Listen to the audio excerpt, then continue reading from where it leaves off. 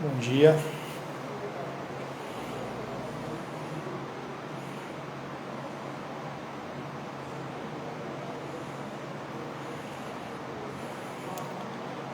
Rose já entrou. Inovar. Glauber. Aguardando aí o pessoal para a gente poder iniciar.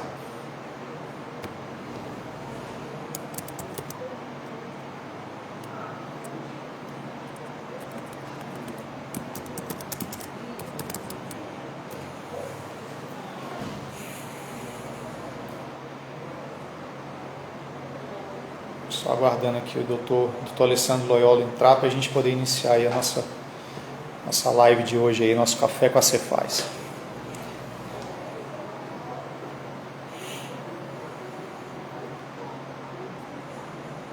Legal, todo mundo aí já aparecendo.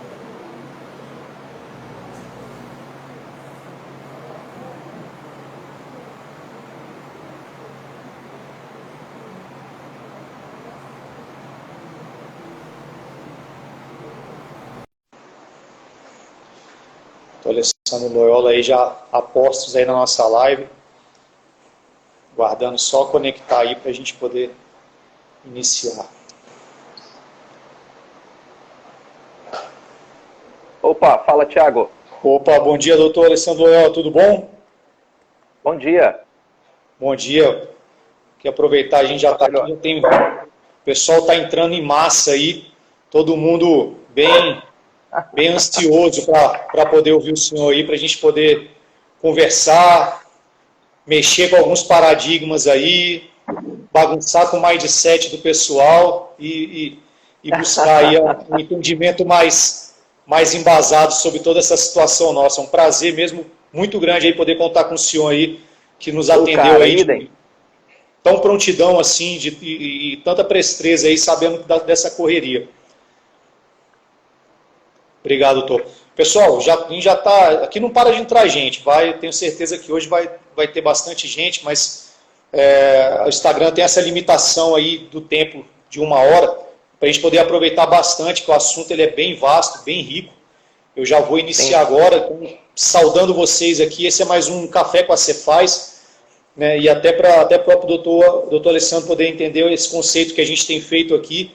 Né, assim, a gente tem alguns pilares que a gente trabalha a parte de gestão de saúde, né, no nosso caso da saúde suplementar, e a gente tem entendido que o poder da educação junto ao nosso beneficiário, junto a quem utiliza o serviço, ele é enorme, ele é um aliado que a gente precisa para poder tornar esse sistema nosso mais sustentável. Né? E eu, apesar de não gostar pelo mau uso da palavra empoderamento, então eu prefiro dizer que a gente quer dar conhecimento para que ele possa tomar as melhores decisões. Então a gente vem aí numa sequência de lives tratando muito da parte de atenção primária à saúde, tratando da própria questão de testes, etc., mas sempre tentando trazer um conceito, um embasamento sobre isso. E aí, durante esse momento, com as notícias que vieram, que já estão chegando para nós aí de meios confiáveis, outros nem tanto, que eu tive essa grata felicidade de ter o aceite do doutor Alessandro Loyola nessa live nossa. Né? O tema é para ser provocativo mesmo. A gente fez uma pergunta, né, sobre essa tal segunda onda do Covid aqui no Brasil. Doutor Alessandro, queria que o senhor, para quem porventura não o conheça, pudesse apresentar aí, tá? Fica à vontade. Fala Thiago, fala pessoal da Cefaz. É uma honra estar aqui com vocês, um prazer imenso. Meu nome é Alessandro Loyola, eu sou médico, tenho 23 anos, formei na Escola de Medicina da Santa Casa de Misericórdia de Vitória, do Espírito Santo. E nessas mais de 2 décadas aí eu tenho trabalhado principalmente com urgência e emergência. Desde o começo da pandemia, eu venho atuando numa unidade de pronto atendimento respiratório, 4 plantões por semana, atendendo especificamente pacientes com Covid, atendendo, prescrevendo, fazendo tratamento precoce, dando diagnóstico, mexendo com exame, avaliando tomografias. Então, pelo menos na questão da pandemia, eu odeio essa falácia da autoridade, eu acho isso ridículo, né? Ridículo, absurdo. Mas, assim, não dá para menosprezar a bagagem que a gente adquire mexendo com algumas coisas. Então, eu acredito que não é um testemunho científico, mas como um testemunho observacional de como que a pandemia está ocorrendo dentro do meu pequeno universo de atendimento, eu acredito que tem alguma coisa que eu possa agregar aí junto a vocês. Só posso agradecer o convite, Thiago, do fundo do coração, cara, e você sabe, a hora que você precisar, você pode me chamar. Obrigado, doutor. Isso aí com certeza é um laço aí que a gente está construindo. Eu sei que a gente tem uma sinergia aí de princípios e propósitos, e a gente não pode, nesse momento, se acovardar, não. A gente tem que expor a verdade aí, custe o que custar. Né? Então, assim, doutor, a gente tem uma dinâmica aqui, eu procuro resguardar pelo menos um tempinho que é estreito dessa uma hora com perguntas que aparecem. Tem um pessoal nosso, você chegou a conhecer, pelo menos virtualmente, a Jaque, que é da nossa assessoria de comunicação, ela vai dando uma olhada, ela vai filtrando ali algumas perguntas, eu analiso aqui para ver se de repente já foi respondido ou não, e depois a gente até compartilha, e eu procuro responder, se o senhor tiver também essa disponibilidade, eu passo, e a gente passa depois exatamente para as pessoas que solicitaram isso. A gente já tratou muito aqui de saúde mental também, coisas que são bem caras assim, para as pessoas, e tem sido bem bacana essa interação. E aí, assim, uma pergunta bem aberta, doutor, que justamente para dar um pano de fundo, né, e aí aproveitar exatamente isso, né, o pessoal na indústria farmacêutica fala muito em estudo de mundo real, né, que é comparado com os seus ensaios clínicos. O senhor falou exatamente do front da batalha, que o senhor está lá na frente e está verificando. Analisando, decorrido esse tempo, né, do início, do aumento e etc., da incidência do Covid aqui no Brasil, o que o senhor tem hoje, assim, em termos de percepção entre estratégias acertadas e estratégias equivocadas? Tanto em termos de lockdown, em termos de prescrição de medicamento, de protocolos, para o senhor ter o tempo aí necessário para discorrer sobre isso. Tá. Não, isso é rápido. Para mim, o Ministério da Saúde nosso, ele está sofrendo de uma síndrome das pessoas que não perdem a oportunidade de perder uma oportunidade. Conhece essa síndrome? O cara não pode ver uma oportunidade que ele pode perder, que ele corre lá e perde ela. Então o Ministério da Saúde teve várias oportunidades de fazer as coisas certas e conseguiu perder uma a uma, sequencialmente. Quase como se ele fosse um serial killer das coisas certas. Tudo que ele viu de coisa certa pela frente, ele foi lá e assassinou, matou e não fez. Então o lockdown não funciona, é uma besteira. A gente pode até abordar isso com mais detalhe depois. Máscaras são uma besteira. Você pode até recomendar o uso de máscaras, mas faltam evidências sobre segurança e eficácia sólidas o suficiente para poder embasar uma obrigatoriedade do uso desse EPI pela população no dia a dia. Distanciamento social é ridículo, é patético. A experiência de Nova York mostra isso, não faz o menor sentido. Fechar escolas não faz o menor sentido. A dificultar o acesso aos medicamentos não faz o menor sentido. O hashtag fique em casa, ao invés de hashtag procure seu médico, não fez o menor sentido. E agora eles estão correndo atrás de perder mais uma oportunidade de preservar a saúde da população, correndo atrás de uma vacina, de uma promessa, de um oásis no deserto, a cenoura na frente do cavalo, correndo atrás de uma vacina que ainda é uma coisa utópica, com tecnologias que não são nem utópicas, mas são potencialmente danosas. Ou seja, na somatória das condutas do Ministério da Saúde, a melhor coisa que eles poderiam fazer, do fundo do meu coração, cara, vendo como eles agiram no enfrentamento da pandemia, a melhor coisa que o Ministério da Saúde poderia fazer é fechar as portas. Porque se for para atrapalhar a vida da população, a vida das operadoras de saúde, a vida das pessoas que procuram atendimento médico, melhor seria que o Ministério da Saúde, com a Anvisa, com todo aquele lixo lá, fechasse as portas, fizesse um café, um bolo, fica lá comendo e não enche a paciência dos outros não, deixa que a gente aqui fora resolve. E isso também vale para muitas sociedades e entidades médicas ditas oficiais, que só fizeram foi atrapalhar a vida da gente. Uhum.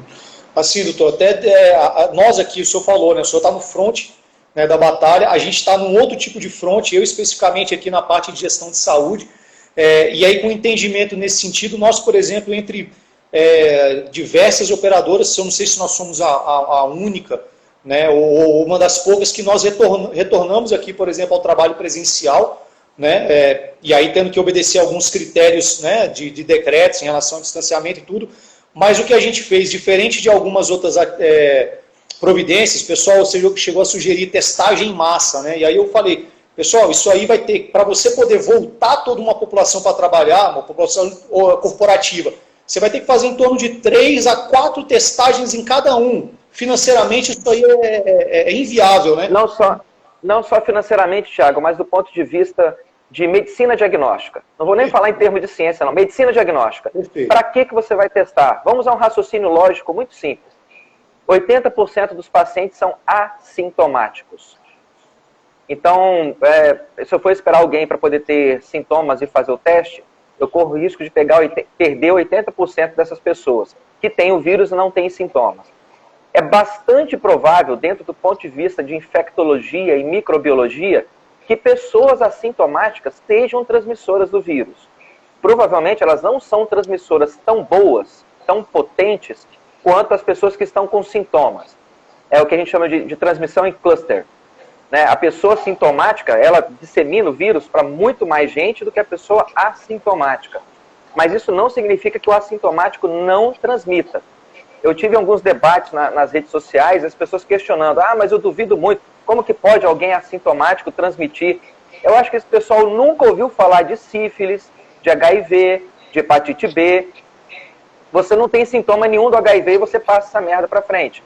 Você não tem sintoma, você já está na fase secundária da sífilis, você já é assintomático, a fase do cancro já passou. Mas o treponema está dentro do seu organismo e você ainda contamina muita gente.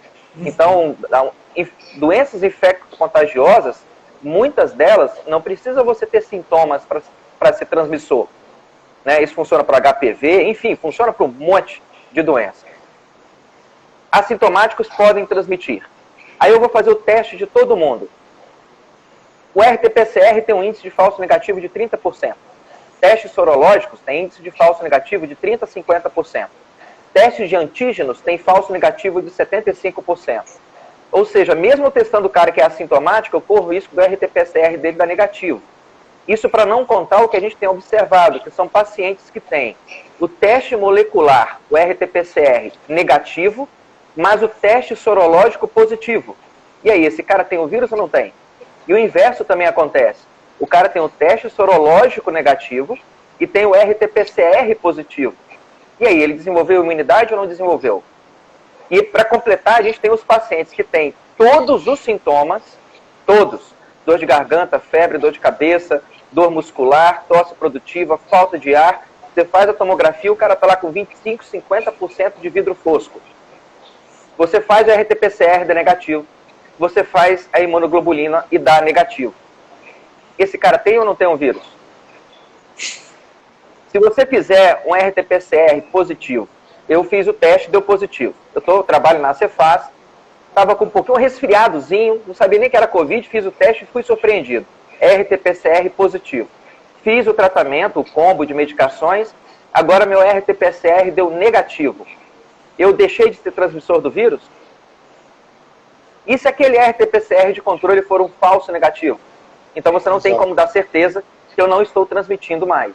Sem contar que tem pessoas, por exemplo, que estão mantendo o RT-PCR positivo durante 45, 50 dias. Já sumiram os sintomas, a pessoa já não está tendo fadiga, já não está tendo dispneia, falta de ar, nada. Mas ele persiste com o RT-PCR positivo. Então, utilizar o teste molecular, que eles disseram que é um teste padrão ouro, sinceramente, ele é um teste padrão lixo. Ele não serve. O teste sorológico, que é a imunoglobulina, eu tive pacientes, e tem relatos na literatura, de pacientes que passaram por toda a curva, começaram com RT-PCR negativo no começo da doença, evoluíram para uma doença fortemente sintomática e RT-PCR positivo, fizeram o tratamento e negativaram o RT-PCR. E durante todo o decurso da doença, mantiveram a imunoglobulina negativa. Esse vírus está mostrando para a gente que ele não é muito imunogênico. Quando ele produz uma resposta imune, essa cicatriz parece não durar muito tempo no seu organismo. Ou seja, uma pessoa que teve infecção, do ponto de vista teórico, de raciocínio, de bom senso, sim, ela tem risco de pegar o vírus de novo. Na somatória desses fatores, me explica de que utilidade prática vai ser testar todo mundo toda semana. não faz sentido. Se não faz sentido testar todo mundo, todo dia, dentro da ACEFAS, que é um micro-universo, imagina expandir isso para o país inteiro. Se não faz sentido fazer isso dentro da sua casa, você acha que vai fazer sentido fazer isso para 210 milhões de pessoas? Então, os testes como ferramenta de diagnóstica e para tomada de decisão de tratamento, eles são inúteis. Inúteis. A gente deveria estar focando o tratamento num conjunto de sinais e sintomas que está dentro do próprio, por exemplo, dentro do próprio manual do Ministério da Saúde, ele tem lá a lista do manual de enfrentamento ao Covid, ele tem a lista dos 10 sintomas mais comuns. Não que você deveria esperar todos esses sintomas, mas vamos concordar, uma pessoa que tenha 6 de 10 sintomas, o índice de certeza, de acurácia do diagnóstico clínico de Covid é quase garantido.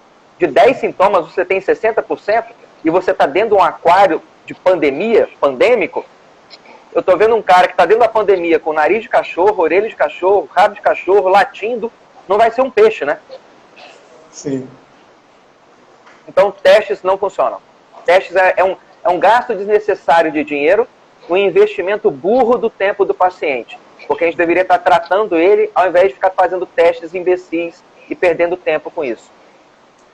Perfeito. O entendimento nosso é muito alinhado com isso. Até que a gente pegou e a gente está fazendo todo um acompanhamento também para tornar isso uma publicação, até para poder levar para discussão. É um N pequeno, são 340 que a gente está estudando a fundo, que são aqui da nossa sede nacional, mas a gente estruturou um tripé. A gente triou aqueles que seriam um público mais frágil, permaneceram, e a gente trouxe, né, e aí a gente trabalha com monitoramento através da telemedicina, através da medicina de família, né, e a testagem dentro de protocolo, porque outra coisa que eu vi muito foram testes na rede, quando é feito assim, indiscriminadamente. Então não estava dentro do período ótimo da carga viral, para que ele pudesse ser melhor perceptível, com menor índice de falso positivo, ou ele não estava no melhor momento, na melhor carga antígena para poder fazer a sorologia. E aí, assim, além do desperdício de recurso, você tem exatamente a falsa sensação de que está com o resultado correto, e esse resultado correto ele vai te instruir a tomar determinadas atitudes ou não. Então, dentro disso, a gente tem tido resultados importantes. Nós temos aqui esse número de colaboradores, graças a Deus, com percentuais baixíssimos de agravo, com necessidade de internação, né, a maioria passando pelos seus períodos de repouso, isolamento, com sintomas muito leves, e isso a gente vai depois tornar público para poder justamente discutir qual que seria a melhor estratégia dentro disso daí. Doutor, hoje, né, já vou até fazer um link já, porque eu sei que tem bastante coisa. Com esse cenário, qual que é a comparação, quando a gente vê toda essa questão, né, dos cuidados, toda essa questão de obrigatoriedades de determinadas ações, qual que é a comparação? Né? Hoje, eu estava agora sentado com um grande grupo nacional aqui de hospitais, eu estou falando de uma população nossa da saúde suplementar, que são 47 milhões de usuários. Né? E durante toda a pandemia, eu monitorei junto aos hospitais como estava o índice de ocupação deles. E assim, o que eles fizeram foi dividir leitos Covid, leitos normais. Os leitos normais tiveram uma queda de 50%, e os leitos Covid chegaram a 88%, 90 e poucos por cento. Mas nunca houve a possibilidade de colapso, porque qualquer coisa era só migrar para os outros leitos. Né? Era só você fazer a adaptação normal, porque as cirurgias eletivas foram quase todas desmarcadas, né? Quem pôde fazer isso, fez. Né? E aí, assim, dentro dessa discussão de como isso tem sido tratado, qual que assim, para a gente poder ter uma noção, quando a gente compara com as gripes sazonais, aqui em Brasília a gente tem períodos terríveis aqui de dengue, como é que o senhor enxerga essa maneira como se avalia a Covid e outras coisas, em termos de atenção que se está dando? Seria um híbrido, de histeria coletiva com surto esquizofrênico. Cruza essas duas pessoas e você vai ter exatamente a proporção do que é o Covid. O vírus existe, ele causa doença, essa doença é potencialmente letal. Daí para frente, tudo que se construiu em cima do SARS-CoV-2, que é o vírus que causa a doença Covid-19, né? Todo o resto foi uma fraude, Thiago. Todo o resto. A gente estava tendo índice de ocupação de leitos de UTI acima de 90%. Não se constrói um leito ocupado. Um bruto investimento para um hospital, para um grupo de investidores, o que seja, para uma operadora de saúde, abrir 30 leitos de UTI para ficar tirando selfie lá, mostrando os leitos vazios. Você não abre leito de UTI para ele ficar vazio. Se você pegar a série histórica, por exemplo, de ocupação de leitos de UTI na Europa nos últimos 20 anos, ela é sempre acima de 90%. 92% na Grã-Bretanha, 95% na França, 97% na Alemanha em determinados períodos. Ou seja, a ocupação de leitos de UTI, em geral, é acima de 90%. Então você ficar dando manchete no jornal que as UTIs já estão com mais de 90% dos leitos ocupados, o blogueiro, eu não vou nem chamar essa porcaria de jornalista, o blogueiro que dá uma notícia dessa, parece que ele está descobrindo que existe hospital e centro de tratamento intensivo essa semana. Porque sim, amigo, sempre foi assim. E para quem eu sempre trabalhei com SUS, para quem mexe com SUS, a dificuldade para vagas de baixa complexidade já é uma luta. Vagas de alta complexidade, então, é quase maná chovendo do céu. A gente sempre teve isso. Tem 23 anos de medicina, eu tenho 23 anos batalhando para conseguir leitos de UTI para pacientes de alta complexidade. Aí agora, o blogueiro foi descobrir isso agora, durante a Covid? O colapso do sistema de saúde foi tão absurdo que nós sofremos, que alguns hospitais de campanha, eu me recuso a chamar de campanha, eu tenho que me esforçar, eu chamo de hospitais da campanha. Muitos hospitais da campanha, eles foram abertos e fechados sem atender nenhum paciente. Tem um hospital da campanha construído lá em Belo Horizonte, se não me engano, no centro de exposições, se eu não estou enganado, mas tem um hospital da campanha aberto em Belo Horizonte que abriu e fechou sem atender nenhum paciente, nenhum internado. Teve hospitais da campanha que abriram e fecharam com taxa de ocupação de 30% a 40%. Então não houve nenhum colapso. Se nós fizemos o lockdown para poder evitar o colapso do sistema de saúde, agora que hospitais da campanha foram fechados em sequência, então isso significa que nós já passamos da curva. Por que a gente continua em lockdown? Por causa da histeria, por causa da esquizofrenia. Porque milhões de pessoas imbecis consideraram o lockdown como uma ferramenta para eu não me contaminar pela doença. Eu gostaria de perguntar para esses analfabetos funcionais em que livro de epidemiologia, infectologia, não deve ter sido no Cussers, né, nas quase 6 mil páginas do Cussers, eu acho que eles não, onde que eles encontraram, em que livro de infectologia eles encontraram que você se mantém em lockdown e evita contágio? Será que eles não sabem o que aconteceu, por exemplo, em Nova York no primeiro semestre, onde 66% dos pacientes internados com Covid estavam vindo de casa, depois de mais de 30 dias de quarentena? Teve um estudo realizado em Genebra, na Suíça, com mais de 4 mil pessoas, que mostrou que dessas 4 mil pessoas diagnosticadas com Covid, 0,9% tinham menos de 16 anos. 0,9%. E 92% dessas crianças e adolescentes tinham contraído o Covid em casa de adultos. O que adianta distanciamento social e lockdown? Me explica, da onde que foi retirada essa evidência de que lockdown evita contágio? É isso, doutor. A gente já bateu aqui mais de 200 pessoas, né, nos assistindo, para poder entender um pouco melhor isso, e esses dados eles são fundamentais, né? Hoje, por exemplo, ontem me procuraram de São Paulo, e era um médico, né? Falando assim, né, os casos de Covid aqui têm aumentado. Eu falei, tá, mas a curva de letalidade está acompanhando? Não, eu falei, então a letalidade está diminuindo. É uma questão estatística, né? A gente tem lá, geralmente lá no primeiro semestre, estatística básica. E assim, e aí até para reforçar essa questão de dados, assim, a gente ouve muito falar sobre o modelo da Suécia.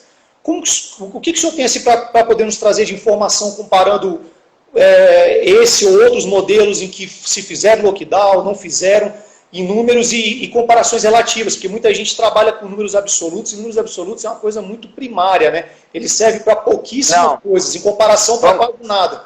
Então, eu queria ouvir um pouco mais Vamos dar o nome. Você chamar uma vaca de cachorro não faz a vaca latir. Falar que as pessoas que estão lidando com números totais é um tipo de raciocínio primário é chamar uma vaca de cachorro. A gente tem que dar um nome do que isso é. Uma pessoa que utiliza números totais de óbitos por Covid para poder estabelecer comparações, fazer paralelismos, essa pessoa está sendo burra e agindo de má fé. É uma mistura de estupidez com má fé, mau caratismo. Não se usa números absolutos para poder fazer comparação de letalidade. Você não pode pegar um país como Portugal e queira comparar o número absoluto de óbitos em Portugal com o número absoluto de óbitos no Brasil. Você tem que ser um tipo muito especial de estúpido, talvez, provavelmente, fez um curso para poder ser tão imbecil assim, quando o cara fala que é comparar um país como Portugal, que tem a população da cidade de São Paulo. A pessoa fez um curso para poder ser tão imbecil assim. Né? Eu estou considerando que ela não está fazendo isso por mau caratismo. Mas quando a gente cria a régua de mortos por milhão de habitantes, aí você está tornando todo mundo igual. Porque 1 milhão de pessoas no Brasil não são 1,5 milhão de pessoas em Portugal. 1 milhão de seres humanos no Brasil equivale a 1 milhão de seres humanos em qualquer país do mundo. Países que não fizeram lockdown: Japão, Coreia do Sul, Taiwan, Bielorrússia e Suécia. Se você pegar a taxa média de mortalidade, de letalidade, mortes por milhão de habitantes desses países, ela é infinitamente menor do que a taxa de mortes por milhão de habitantes em países que fizeram lockdown. A Suécia está aí por volta de 580, no máximo 600 mortes por milhão de habitantes. Não fez lockdown. O Peru fez um lockdown severíssimo desde o início da doença, da epidemia, e está amargando taxas de letalidade de mais de 1.000 por milhão de habitantes. Taiwan usou hidroxicloroquina desde o começo, não fez lockdown, não fechou nada, funciona tudo normal. Tem uma taxa de letalidade de 0,3 mortos por milhão de habitantes. Se lockdown funciona, é simples, é um raciocínio. Uma criança de 5 anos consegue entender isso. Se lockdown funciona, quanto mais severo o lockdown, menor deveria ser a taxa de letalidade. E o inverso também é verdadeiro. Se lockdown funciona, países que não fizeram lockdown deveriam estar amargando taxas elevadíssimas de mortalidade. E quando você olha a realidade, os fatos, é absolutamente o contrário disso. Países que fizeram lockdown severo estão com taxas muito altas de letalidade, e países que fizeram lockdown nenhum estão com taxas lá embaixo. Então não tem desculpa mais. Né? No começo, quando a OMS declarou o Covid uma pandemia, lá em 11 de março de 2020, a gente poderia até, em nome do benefício da dúvida, em nome do argumento, concordar com o lockdown, porque era uma doença que a gente não conhecia, estava apresentando taxas de letalidade, aí chegava a 14% em algumas faixas etárias, né? 14, cada 100 pessoas infectadas, 14 pareciam que estavam morrendo, mas isso era um viés de amostragem, porque os testes não estavam sendo feitos em massa, eles estavam aplicando testes só em pessoas que já estavam com o pé na cova, e aí você vai ter um viés de amostragem, é evidente que você vai ter testes positivos em pessoas com quadro grave. Como você só testa as pessoas com caso grave, você não vai ter ninguém assintomático positivo. No começo, quando essas taxas apareceram, era justificável, é uma questão de prudência. Vamos botar um pé para trás, vamos fechar tudo e vamos dar uma olhadinha durante 1, 2, 3 semanas para acompanhar os dados. Mas no começo, no final de março, no começo de abril, a gente já tinha, por exemplo, um estudo de Singapura, muito bom, muito bem feito, mostrando que a taxa de letalidade do vírus era de 0,85%. 0,85%. É uma taxa de letalidade inferior ao influenza. Por volta de julho e agosto, nós já tínhamos um conjunto, um corpo de evidências, dados, relatórios, dados de vigilância sanitária de alguns países, mostrando que a letalidade do vírus ela variava de 0,02% a 0,3%. Isso por volta de julho e agosto. Ou seja, se você entrou no lockdown em março e não saiu em abril, tudo bem, excesso de prudência, né? Caldo de galinha, canjo de galinha e prudência não faz mal a ninguém, não. Mas se você não saiu em abril, ter continuado em lockdown de julho em diante, aí já é um problema já cognitivo. É uma visão distorcida da realidade, porque as evidências não corroboram isso. Então, tudo que foi feito, cara, tudo, tudo. Todas as condutas do Ministério da Saúde, não vou falar todas não, porque eu posso estar cometendo alguma injustiça. Eu vou falar de 98%, das condutas do Ministério da Saúde foram atrapalhadas. Absolutamente atrapalhadas. Aí eu não vou nem falar da Anvisa, viu, que os diretores da Anvisa deveriam sofrer um processo na Justiça Civil. Num período de pandemia, onde você já tem mais de 140 papers publicados mostrando a segurança e eficácia da hidroxicloroquina, mais de 80 artigos científicos revisados por pares, mostrando a eficácia e a segurança da hidroxicloroquina. Quando você tem todo esse conjunto de evidências e a Anvisa cria dificuldades para o acesso ao tratamento que pode salvar vidas, se isso não é uma atitude criminosa, você me conta o que isso é. Doutor, um outro ponto que que o senhor até citou, e ele é um outro ponto que sempre vem atrelado a essa discussão, além do isolamento, e aí fazendo um link com uma pergunta que uma espectadora nossa também está nos assistindo, a questão da medicação. Ela faz uma pergunta assim, as pessoas estão se automedicando, justamente porque tem uma série de informações chegando, às vezes determinado médico que ela está não prescreveu algo que ela entende que seria melhor, e aí a gente pode estar falando da azitromicina, pode estar falando da hidroxicloroquina, pode estar falando de qualquer outro tipo de medicamento. Desse período decorrido, o que o senhor tem a compartilhar conosco, tanto da medicação, vou usar o termo aqui com as aspas, que é pergunta mesmo, seria preventiva, alguma abordagem medicamentosa que seria para início do tratamento e como que seria a abordagem para aqueles casos em que já estão agravados. A gente sabe que tem tido essa característica do encapsulamento, né, o que se seria um anticoagulante o ideal ou não. O que o senhor pode falar para nós sobre essa questão do medicamento? O tratamento preventivo, profilático, ainda não existem evidências suficientes, sólidas o suficientes, mostrando que o tratamento preventivo funcione de alguma maneira. A Índia chegou a usar isso, alguns profissionais no Brasil têm recomendado isso, mas antes de pensar do ponto de vista farmacológico e tudo, vamos pensar só do ponto de vista do bom senso. Eu estou com Covid, nós trabalhamos juntos, você teve contato comigo hoje. Eu acabei de ligar para você e falei, Tiagão, meu teste deu positivo, cara, estou com Covid. Você corre lá e toma 2 comprimidos de ivermectina. Essa substância, que para mim é um dos medicamentos mais fantásticos que existem no mundo. A ivermectina, quando você para estudar o que é essa droga, você fala, cara, isso parece uma coisa alienígena. É fantástica. Os descobridores da ivermectina, inclusive, ganharam o prêmio Nobel, né, pela descoberta. Você vai tomar ivermectina, ela vai sair do seu corpo daqui a 5 a 8 horas. Ela vai atingir um pico plasmático e vai começar a perder a eficácia terapêutica dela dentro de 8 horas. De que maneira exatamente você vai evitar o contágio pelo vírus tomando uma medicação de 15 em 15 dias, sendo que ela perde o efeito depois de 8 horas? Não faz sentido. Não faz sentido. A mesma coisa serve para a hidroxicloroquina. Né? Ela vai ser eliminada do seu corpo, ela vai ter uma meia-vida aí de 8 a 12 horas. De que maneira exatamente você vai usar um remédio de 15 em 15 dias para te proteger, sendo que ele foi completamente metabolizado e eliminado do seu organismo depois de 24 horas. Eu tomo o remédio hoje, amanhã ele já não está mais no meu corpo, aí eu vou passar os próximos 14 dias, não, estou protegido. Isso é paranoia, tá? A farmacologia, o metabolismo de medicamentos não funciona desse jeito, lamento muito. Pode até ser que, de repente, surgindo mais evidências de melhores estudos, mostre que isso aí funciona. Mas, a princípio, por uma simples questão de bom senso, não faz o menor sentido. O tratamento precoce, não. Para o tratamento precoce, a gente já tem um corpo de evidências que só a pessoa, sendo muito mau caráter, para ela negar que aquilo lá existe. Quando eu vejo alguém falando que não existem evidências sobre determinado remédio, e se esse cara é médico, a primeira coisa que eu acho que ele deveria sofrer é uma sindicância no Conselho Regional de Medicina por negligência, imperícia e ineficácia, aqueles 3 quesitos, né, que você pode ser processado no Conselho Regional de Medicina, né, ter uma sindicância lá.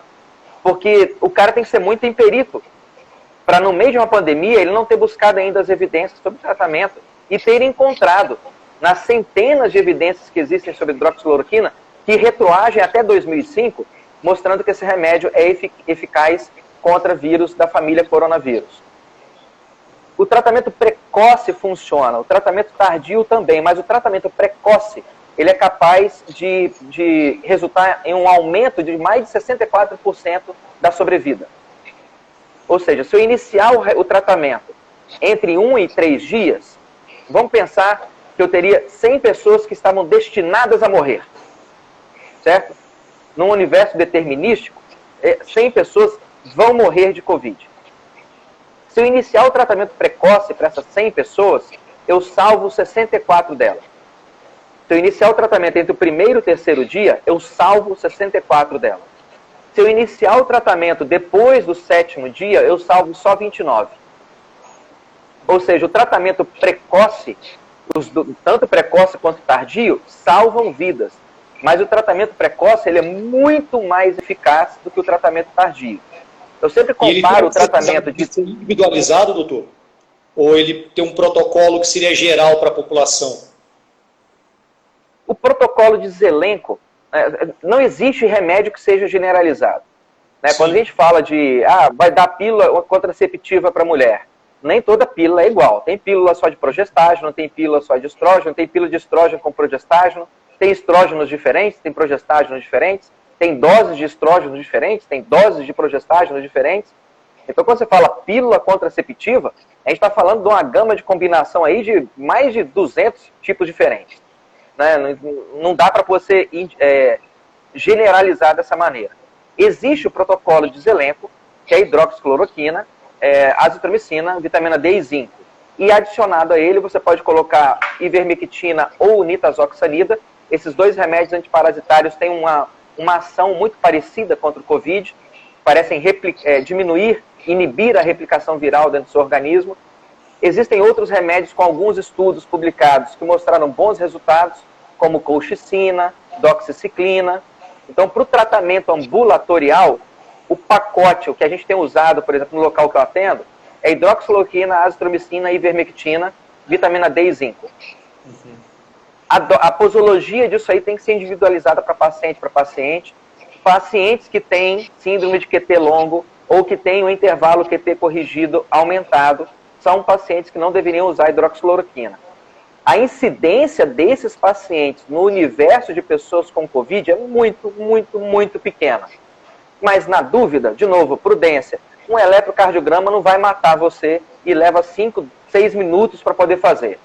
Tem alguma insegurança com relação ao paciente? É um paciente talvez com 50 anos, 60 anos de idade, hipertenso, já fez uma CRVM, já fez um cateterismo com angioplastia. Na dúvida, deita o cara lá, faz o eletro dele, conta lá os quadradinhos em V2, V3 e V5, né? Tem um monte de protocolo, você tem aplicativo para calcular o intervalo QT corrigido.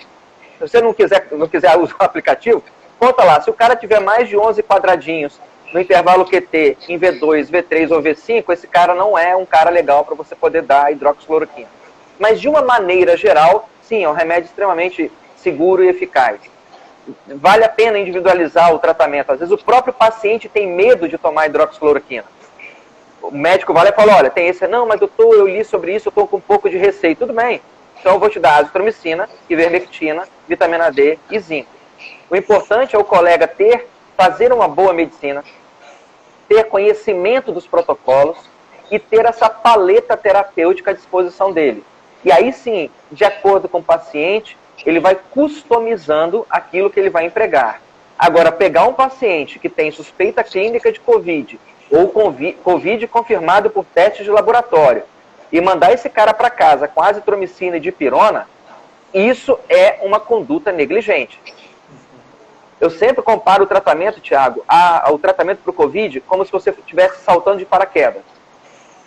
O combo terapêutico, hidroxicloroquina, azitromicina, ivermectina, vitamina D e zinco, é como se fosse a mochila com seu paraquedas. No momento em que você se infectou pelo Covid, você foi empurrado para fora do avião. Quanto mais cedo você abrir esse paraquedas, maior a chance de você chegar em segurança no solo. Mas se você abrir esse paraquedas a 1 metro do solo, não vai funcionar. Não vai funcionar. O que a gente viu de alguns estudos porcos, maldosos, criminosos sendo publicados, foi que eles colocaram pedra no lugar do paraquedas, ou eles abriram o paraquedas a meio metro do solo, e aí concluíram o quê?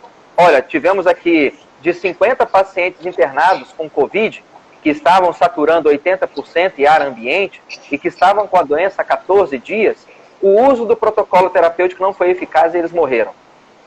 Pô, você esperou o cara cavar a própria cova e saltar lá dentro, aí você joga a caixa de comprimido em cima do caixão e você acha que vai ressuscitar o cara desse jeito? Não é assim que funciona. Você não pega... Se eu começar a medir a eficácia de apendicectomias realizadas em pessoas no estágio de sepse abdominal, eu vou começar a ver que a apendicectomia não funciona. Se eu for começar a ver a eficácia de cefalosporinas de terceira geração no tratamento de pessoas com meningite em morte cerebral, eu vou começar a achar que cefalosporinas de terceira geração não funcionam para meningite. Então tem um viés, muitos dos estudos que foram publicados, alguns poucos que foram publicados com viés negativo da hidroxicloroquina. Se você pesquisar no estudo, você vai ver que o desenho dele foi absolutamente sacana, canalha. Eles pegaram os pacientes e deram ou doses acima daquelas recomendadas, ou iniciaram o tratamento tardiamente, muito tarde. Aonde a gente vê o uso do tratamento precoce, saiu um estudo na CHEST, por exemplo, os caras tiveram lá um índice de melhora e resolução dos sintomas, negativação da RT-PCR, 50% mais rápido, 50% mais melhora, 50% menos de óbito em pacientes tratados precocemente com combo. Até pacientes em UTI que utilizam o combo, eles têm 30% a menos de óbito. Então, quanto mais cedo iniciar o tratamento, melhor. Tratamento profilático eu não recomendo. Se a pessoa quiser usar, use, mas eu não vejo fundamentação científica nenhuma nisso. Tratamento precoce é o ideal. Para o paciente internado, aí vão ter algumas pegadinhas, que é o tratamento padrão, é o protocolo de deselenco, com algumas adições, mais dexametasona, mais heparina de baixo peso molecular. Porque a tempestade inflamatória, ela já vai estar num estágio tão intenso que talvez você precise de alguma coisa um pouco mais forte para poder tirar a pessoa daquela tempestade. Uma dexametasona 4 mg de 8 em 8 horas, um Clexane 40 a 60 mg subcutâneo por dia. Tem algumas diferençazinhas que você vai usar. Mas, de novo, o cara, em geral, na maioria dos estudos e na experiência da maioria dos colegas que estão lidando com o vírus, o cidadão só evolui para o tratamento internado se ele tiver sido negado o tratamento precoce no início da doença. Então, colegas que mandam o paciente para casa com dipirona, com paracetamol, com azitromicina e um antitérmico, atendi o paciente e ele tem critérios clínicos de Covid, eu aventei a possibilidade de diagnóstico de Covid durante o atendimento. Falei, Tiago, realmente seus sintomas são compatíveis com Covid. Doutor, não é bom fazer uma tomografia, não? Ele, não, Tiago, é quase certo que é Covid, tá? Seu pai teve, sua mãe teve, sua esposa teve, seu trabalho teve, você está com sintomas, é Covid. Não é bom fazer um teste, não, doutor? Falei, Tiago, é Covid, pô, tá? Fica tranquilo, é Covid. Você tá bom, tudo bem. E o que o senhor vai me passar? Ah, eu vou te dar aqui uma dipirona e vou te mandar para casa. Opa! O colega aventou a possibilidade de diagnóstico de Covid e está te mandando para casa só com sintomático? Isso, se não é uma conduta que caracteriza imprudência, imperícia e negligência, eu não sei o que essa conduta é. Sempre que perguntam para mim, Alessandro, eu fui no médico e o seu colega, infelizmente chamam de meu colega, mas ele não é, o seu colega passou para mim, falou que eu estou com Covid e passou para mim paracetamol. O que você recomenda? Eu recomendo duas coisas. A primeira é que você troque de médico e a segunda é que você enfie um processo nesse cara na justiça comum. Para ele nunca mais fazer um troço desse com ninguém. Você, a essa altura, Tiago, negar o tratamento de um paciente com suspeita de Covid, negar dar para essa pessoa hidroxicloroquina e associações, é como você atender uma criança de 5 anos com suspeita de meningite bacteriana e mandá-la para casa sem dar um antibiótico. Essa criança tinha que ser internada e iniciado o antibiótico para ela precocemente. Mandar um paciente com suspeita de Covid para casa sem prescrever para ele hidroxicloroquina e associações É como atender no pronto atendimento um paciente com sepse e não fazer ressuscitação volêmica, mas mandar esse cara para casa com soro de reidratação oral. Isso é um crime. Isso é um crime. Fazer isso em março, tudo bem, você não tinha um conjunto de evidências tão grande. Fazer isso agora, em novembro, isso é crime. Vamos dar um nome do que é. Isso não é uma conduta individualizada, isso não é uma preferência do colega. Não existe preferência na frente de uma fratura de fêmur exposta. Tem alguma preferência? Não, eu dou dipirona, e você, Thiago? Não, eu dou paracetamol. O ortopedista está lá arrancando os cabelos, fala, pelo amor de Deus, interna esse cara e opera. Não. Aí eu sou contra a cirurgia. Como que você pode ser contra a cirurgia na frente de uma fratura de fêmur exposta, rapaz? O cara tomou 2 tiros de 22 na barriga. Olha, eu sou a favor de Buscopan. Não, eu sou a favor de meticona. E o cirurgião está lá arrancando a cabeça, Fala, pelo amor de Deus, manda esse cara para uma laparotomia exploradora. Não, mas eu sou contra a laparotomia exploradora. O cara tomou 2 tiros na barriga. O que vocês estão esperando, pelo amor de Deus? Isso é um crime, manda. Não, mas ele está bem. Não interessa, filho. 2 tiros na barriga é laparotomia exploradora. Suspeita de meningite bacteriana é início de antibiótico em menos de 1 hora. Sepse.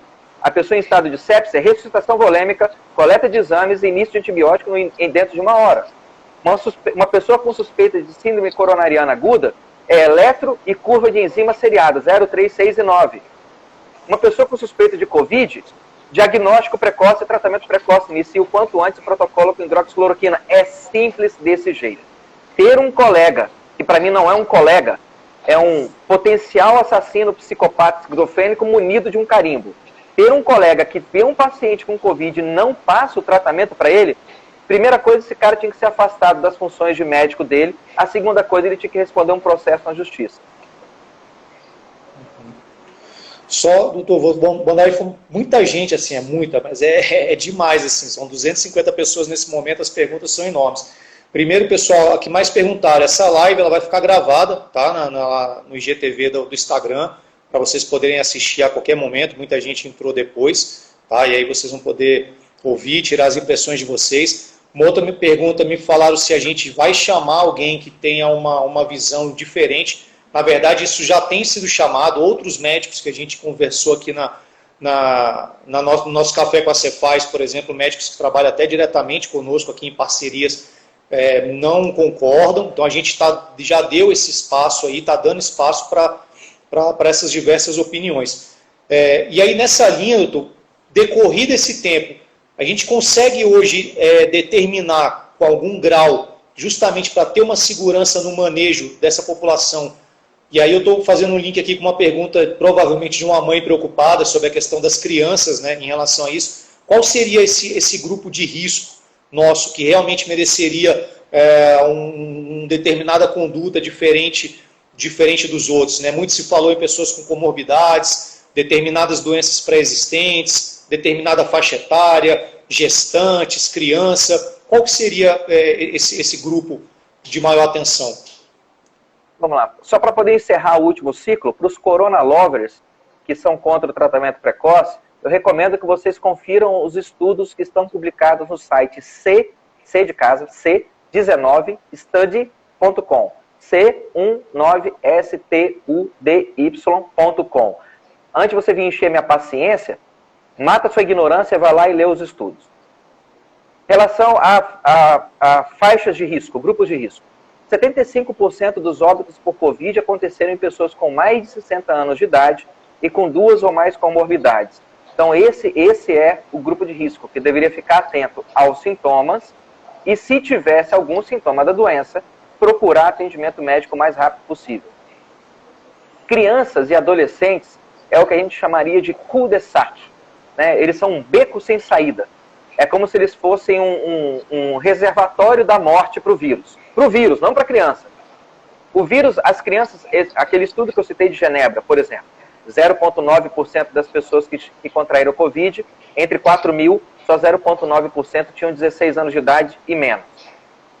As crianças e adolescentes, elas são ruins de pegar o vírus, elas não pegam bem. A gente não sabe direito por quê.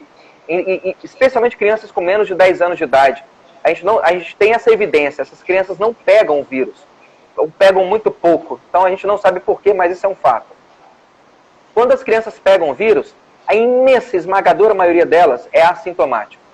Aquelas que desenvolvem sintomas tendem a desenvolver sintomas muito brandos.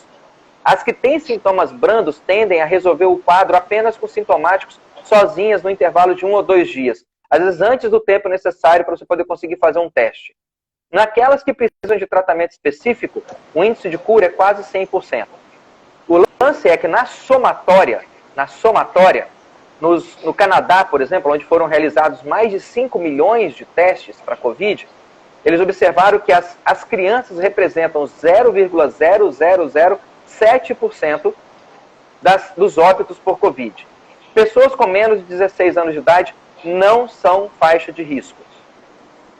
Pegam mal o vírus, não conseguem desenvolver a doença e são ruins de passar o vírus para outras crianças e para adultos. Frequentemente o vírus entra na criança e o vírus perde a capacidade de fazer qualquer outra coisa ali. Ele faz o ciclo dele na infância, mas não causa mal para a criança e não consegue ser transmitido para outras pessoas. Ou seja, crianças não são a população de risco nem para contrair o vírus, nem para adoecer pelo vírus, nem para ficar grave de Covid e nem para passar o vírus para outra pessoa. É muito mais fácil a criança pegar o vírus de um adulto do que passar o vírus para um adulto. E para os paranoicos surtados com transtorno de ansiedade, que estão com medo de mandar o filho para a escola, a gripe comum, ela tem uma chance 4,5 vezes maior de matar uma criança de até 2 anos de idade do que o Covid. Vou repetir o raciocínio para ele ficar bem claro. O vírus influenza, que é responsável pela gripe comum, ele mata 4,5 vezes mais crianças de até 12 anos de idade do que o Covid. Ano passado, como a gente aparentemente não tinha o Covid, mas ano passado nós tínhamos o influenza.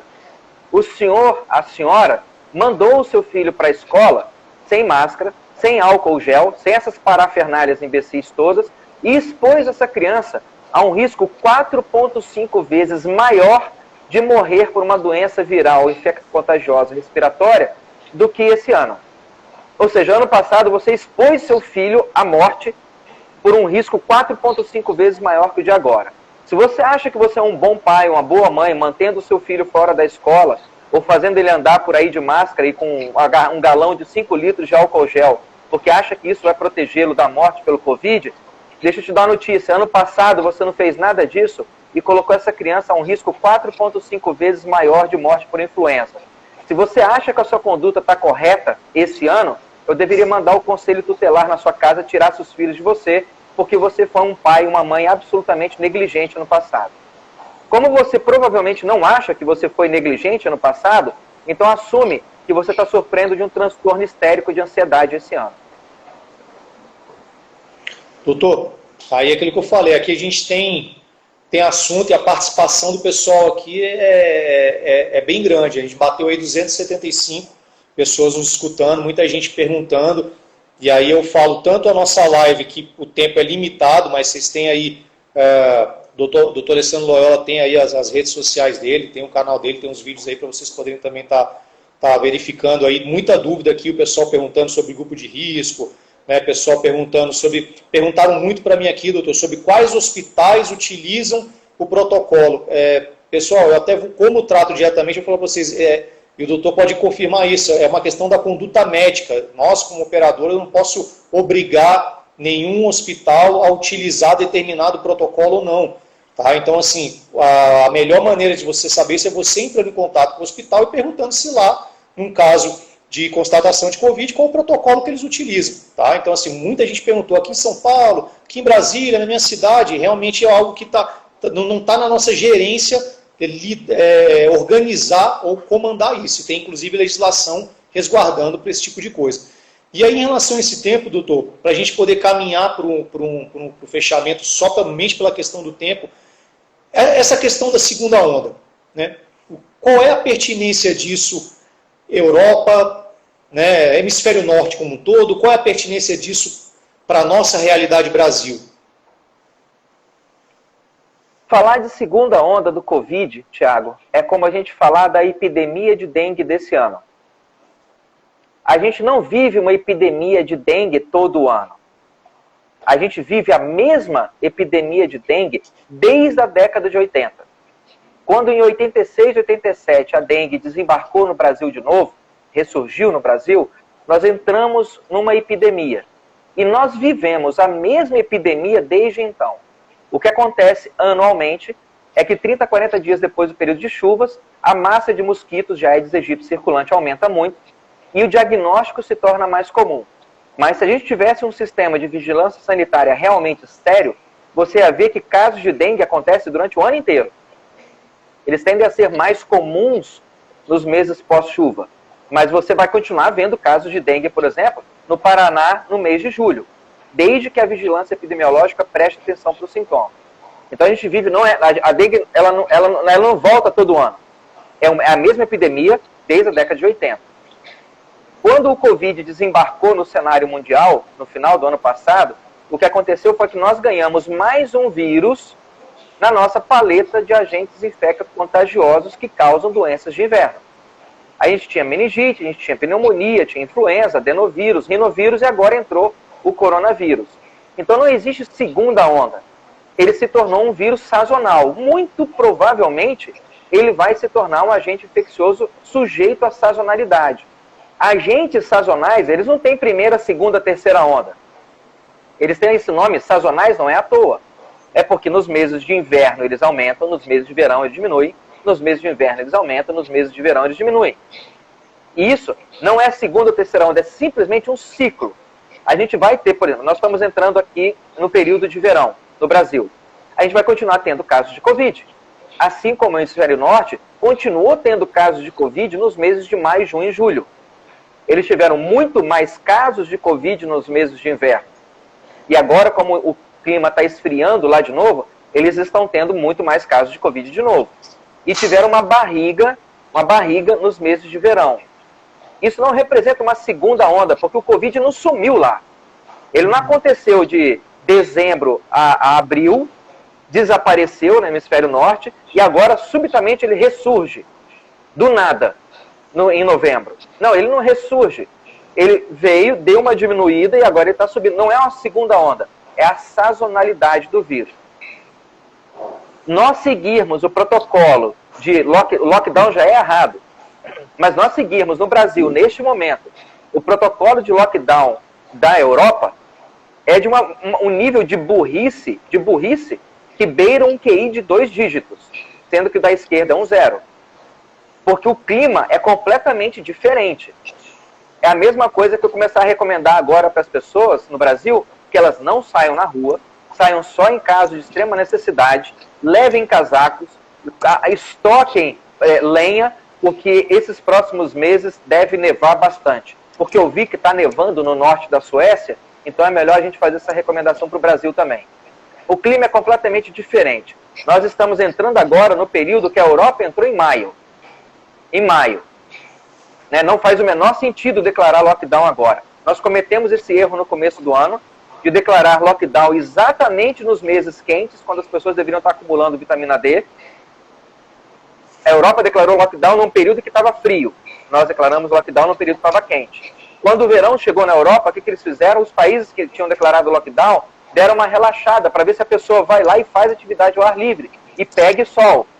O Brasil entrou no lockdown nos meses de frio na Europa, quando estava quente aqui, manteve o lockdown nos meses de frio no Brasil e parece querer continuar com o lockdown nos meses de calor. Nenhum país do mundo até agora fechou escola por tanto tempo quanto nós. A gente faz parte de um clube muito pequeno que tem ministérios da saúde tão estúpidos e tem sindicatos tão comunistas que conseguiram fazer as crianças perderem um ano de escola. Um país que está entre os 10 piores no teste PISA há mais de 10 anos. E já aumentou mais de 700% o orçamento do Ministério da Educação e não consegue sair dos 10 piores do teste PISA. Esse país acabou de perder um ano de escola. Entendi, doutor.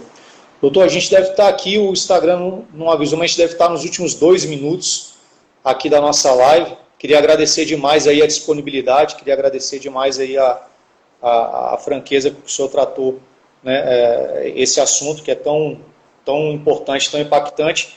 Queria deixar o espaço aí, só relembrar o pessoal que entrou por agora, vai ficar salvo no Instagram da Cefaz, essa live. A gente continua aí com o projeto do Café com a Cefaz, a gente tem procurado trazer aí os especialistas das mais diversas vertentes, das mais diversas especialidades, tratando os assuntos que tiverem mais relevância no momento, né, procurando contribuir de alguma forma no processo de educação, né. E, doutor Alessandro, obrigado mais uma vez. Deixar aí aberto para o senhor fazer as suas considerações. Mais uma vez, obrigado. Eu só posso agradecer, Thiago, e fico à disposição de vocês, se eventualmente choverem perguntas aí, para a gente poder esclarecer esse povo. Né? O melhor a fazer, a gente tem mais medo, o medo mais terrível, a ferramenta principal para a disseminação do terror é o desconhecimento. Quanto menos você conhece uma coisa, mais medo você tem dela. Quanto mais você conhece, mais sereno e tranquilo você fica. Então, acho que espalhar conhecimento, utilizar o maior número de canais possíveis para levar conhecimento para as pessoas. Não quero que ninguém pense como eu penso, eu só quero que as pessoas pensem. Então, se essa live servir para poder incomodar alguém e fazer o sujeito sair da zona de conforto e ir lá por ele mesmo construir o conhecimento e fazer a pesquisa, já cumpri meu propósito. Perfeito, doutor. O intuito é esse. Ninguém é dono da verdade. A gente quer incitar as pessoas a realmente não serem passivas em relação à informação, né? Que elas busquem, que elas questionem as fontes, né? Que elas avaliem os dados, que elas procurem se aprofundar para a gente poder ter uma sociedade aí de maneira mais organizada, né? De maneira mais sensata. Mais uma vez, muito obrigado. Excelente dia para todos, excelente trabalho para o senhor e doutor Alessandro. E continuamos em frente aí na batalha. Grande abraço.